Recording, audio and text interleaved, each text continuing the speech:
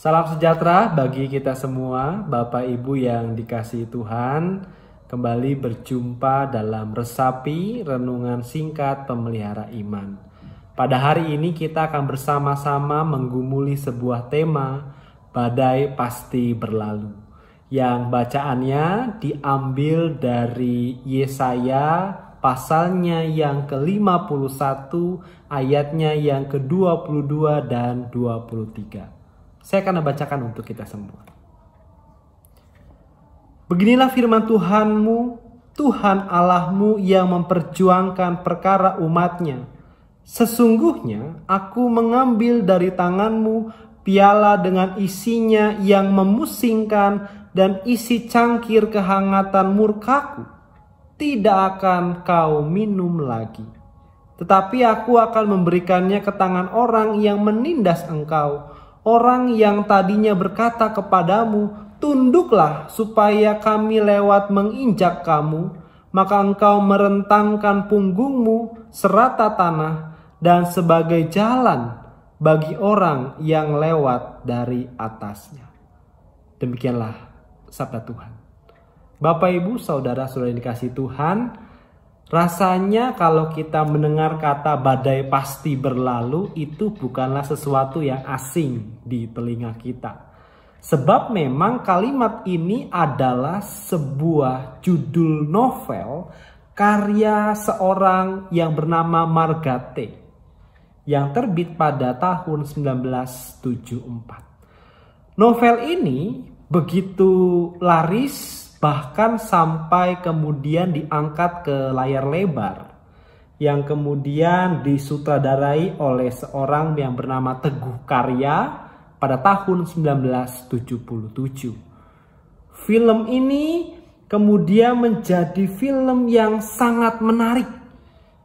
Saking menariknya ada kemudian lagu yang juga menjadi soundtrack film ini yang berjudul sama, Badai Pasti Berlalu, yang dinyanyikan oleh seorang penyanyi legendaris bernama Chrisye. Dan memang baik novel maupun film ataupun lagu itu mendapatkan respon yang baik di banyak kalangan pada waktu itu. Bahkan kemudian filmnya saja sempat menjadi sangat sukses. Nah, agaknya memang salah satu faktor kenapa kemudian film tersebut bisa sukses bukan hanya sekedar acting dari aktris atau aktornya yang keren dan juga mungkin jalan ceritanya yang keren, tapi juga karena kalimat badai pasti berlalu merupakan sebuah dambaan tentang bagaimana orang itu sebenarnya ingin terlepas dari penderitaan dan ingin mendapatkan kebahagiaan. Dan bukankah kita semua ingin menjadi orang yang bahagia? Menjadi orang yang terlepas dari penderitaan. Nah, bacaan kita memperlihatkan bahwa bangsa Israel pada waktu itu sedang dalam keadaan yang menderita. Mereka ditindas. Bahkan kalau kita perhatikan ayatnya yang ke-21 itu dengan jelas dikatakan, hai engkau yang tertindas, yang merujuk kepada bangsa Israel waktu itu. Mereka mengalami penderitaan, mereka mengalami penindasan.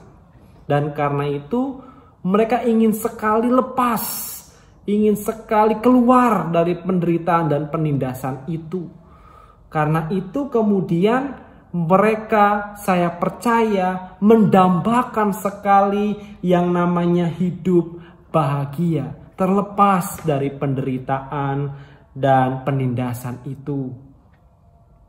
Dan yang menarik adalah bahwa Allah tidak tinggal diam begitu saja. Justru Allah menyapa umat Israel dan mau mengatakan bahwa kesusahan yang dialami itu akan berakhir. Dan kesusahan mereka itu akan ditimpahkan kepada para penganiaya mereka. Dengan jelas di situ dikatakan Beginilah firman Tuhanmu, Tuhan Allahmu yang memperjuangkan perkara umatnya.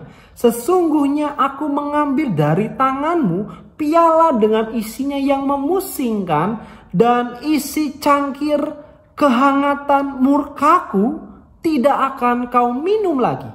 Tetapi akan aku memberikannya ke tangan orang yang menindas engkau. Allah tidak tinggal diam.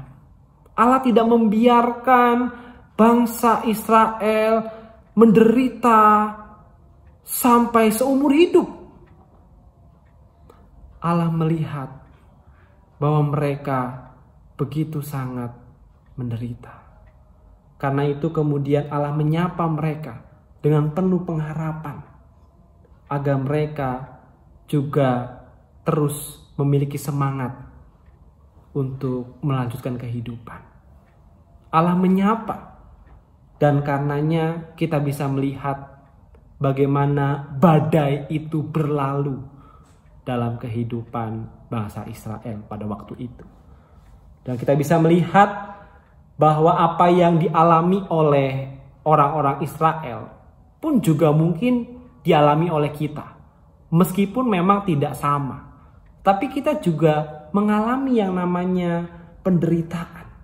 Kita bergumul karena pandemi COVID-19 ini. Kita menderita.